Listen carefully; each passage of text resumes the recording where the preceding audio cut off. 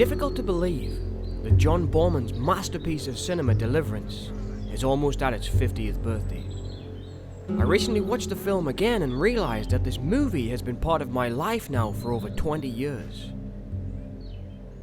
I was first turned on to Boorman's work with seeing his visually stunning adaptation of the Arthurian legend Excalibur. As a young boy, I was stunned by its majesty, romanticism, and its grand dramatic ability as the work of a master craftsman to make me laugh, cry, and terrify me at the same time. After Excalibur, I began to watch as much of Boorman's work as I could find on video, and actively looked in the TV listings for showings of his drama and documentary work on television. Point Blank blew me away with its stunning use of colour and striking command of the cinematic language. Hell in the Pacific taught me values with its strong, beautiful, poetic and humanistic anti-war message. And Zardoz seemed to be a work of incredible social criticism, with its message of beware false idols, and instruction to not follow blindly, always ask questions, and forge your own path. When I came to Deliverance, I managed to find a VHS copy on a market stall and bought it with my pocket money. It was a Warner Brothers Big Box X rental release.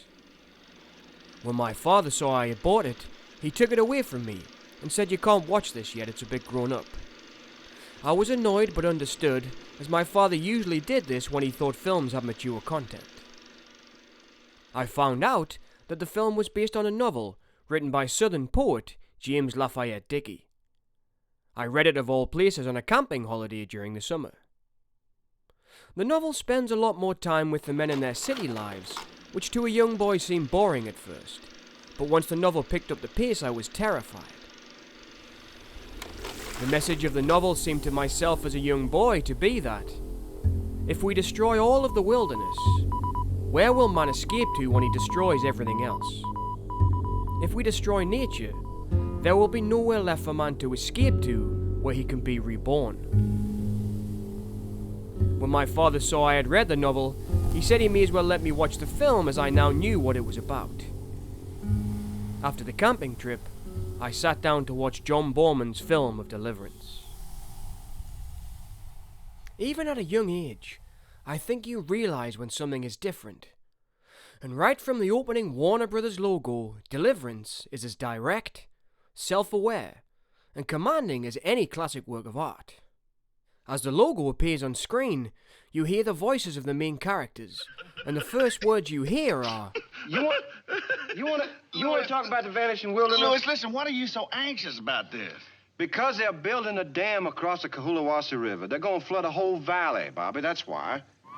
And you know what's going to happen? We're going to rape this whole goddamn landscape. We're going to rape it. Oh, Louis, my... That's an extreme point of view, Louis. It is. An extremist. and after viewing the movie you realize those words are a foreshadowing of what's to come, and a warning of man's path to self-destruction. The sound of an alarm is heard over the opening credits before a dynamite explosion in the earth fills the screen.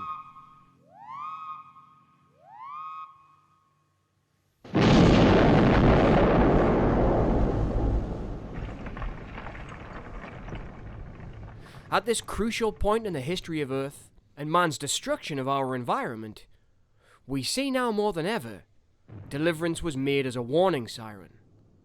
A last call of environmentalism in 1972, and a message to stop our destruction, or else nature will have its revenge. The four main characters are representations of different sections of the society that are destroying the landscape. Lewis, played by Burt Reynolds, wants to conquer nature. Later he finds out that his personal battle to be the strongest will have its consequence. A battle which ends in him losing his leg. Lewis has left a broken man. This is a journey that will leave all of the men broken in some way. It's a film that is about man's fascination with testing himself, and why man wages war to show his dominance and supremacy over all things, including his war with nature. It's a primal visualization of masculinity at its most horrifying. Drew, played by Ronnie Cox, is the most humanistic of the men and acts as the conscience of mankind, who ultimately gives his life as he can't live with what has occurred. The men who arguably suffer the most are Ed and Bobby, played by John Voight and Ned Beatty. In a reverse of man raping the landscape, Bobby is raped by some mountain men, who in the film represent the vengeful spirit of nature. Ed is forced to watch this and becomes a murderer and loses everything that he thought he was. Ed is forced out of his complacency and comfortable middle-of-the-road view of life in order to save what is left of the modern world, here represented by the group of city folk who dare to try to tame the savage river. After the events of the film, all these men are changed and disfigured in a way that cannot be overcome. The men in essence lose the battle against nature and their lives are left in tatters. A warning to all mankind that we are doomed if we stay on the road that leads to destruction.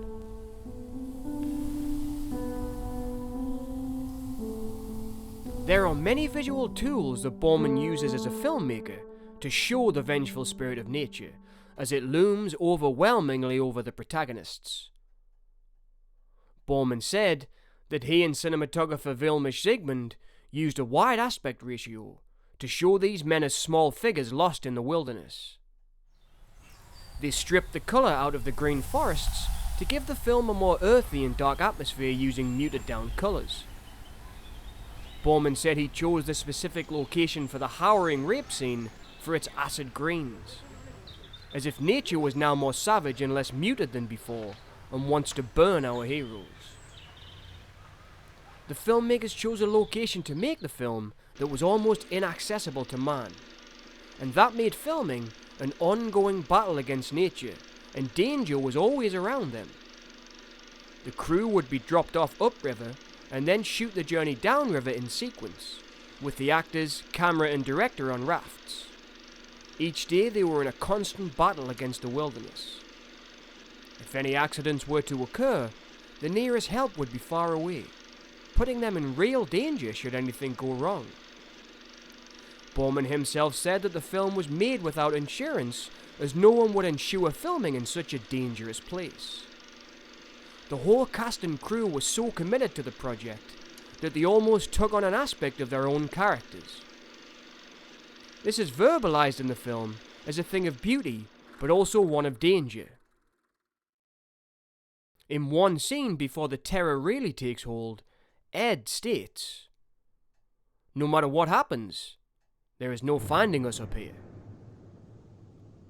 The characters were actually seeking danger to test themselves against nature and seeking their deliverance from their safe city lives into the savage hands of nature. Perhaps this is where Deliverance draws its power from. The filmmakers were actually seeking this kinship with nature for real, just as the film's protagonists are.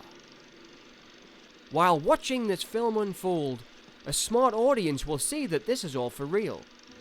We are truly seeing a journey into the wild, and what the consequences will be if we act like the protagonists, and what fate will befall us if we follow in their footsteps of creating a dam that destroys nature so that we can have clean electric power for our air-conditioned offices.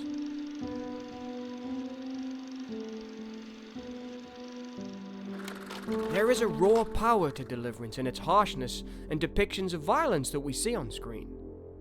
But there is a reason for this harshness. Although terrifying and hard to watch, the film is showing us a visual representation of what we are doing to the earth. It shows us we are destroying ourselves in our complacency, and our turning away from the violence against the earth that we ourselves perpetrate. Bobby is bearing this punishment for all mankind. He is being attacked as a metaphor of nature's anger against us. Bowman sets out to shock us into understanding by showing us in unflinching horror what we ourselves are responsible for. This is masterfully done, and does not seem to come as an attack on the film's viewers. We watch from Ed's point of view. He is our eyes on the scene. the filmmakers are planting the seeds in our mind of our destruction by using visual storytelling to remove us from the attack by giving us the buffer of Ed, but still showing us enough so we understand the metaphor. A quite masterful work of storytelling.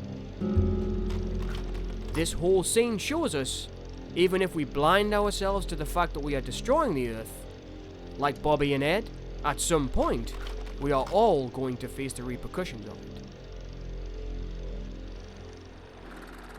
In 1972, Bowman and his crew took on the responsibility to show the world in all its ugliness what we are doing to our planet.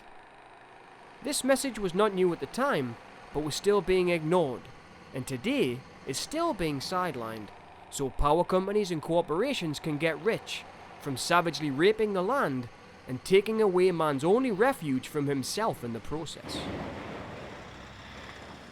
Dicky's novel and Bowman's film of Deliverance stand as a testament that artists have been sending this message for a long time, and that we must change our direction or face our own destruction. Even though Deliverance is brutal in its approach, it was making a statement and forcing us to look at the dark side of ourselves. The philosopher Nietzsche said, "Things must first wear horrifying and monstrous masks in order to inscribe themselves on the face of humanity." And Deliverance was an attempt by the filmmakers to inscribe this message of environmental destruction on its audience. This message is now more important than ever as we face our own extinction at the hands of planet destruction and climate change. If we destroy mankind and the rest of the planet, we must remember that nature will win. Our protagonists in Deliverance survive, but they are forever wounded in their battle against nature. They destroy themselves because of their complacency, humanity, or willingness to blind themselves to what is happening to the river. And the film still carries this message more than ever. In the end, when we have destroyed ourselves, the Earth will rebuild, and a new world will begin without us. Mankind, because of his will to destroy and conquer all around him, will in the end destroy itself. Nature will rebuild, and our own extinction will truly be nature's revenge.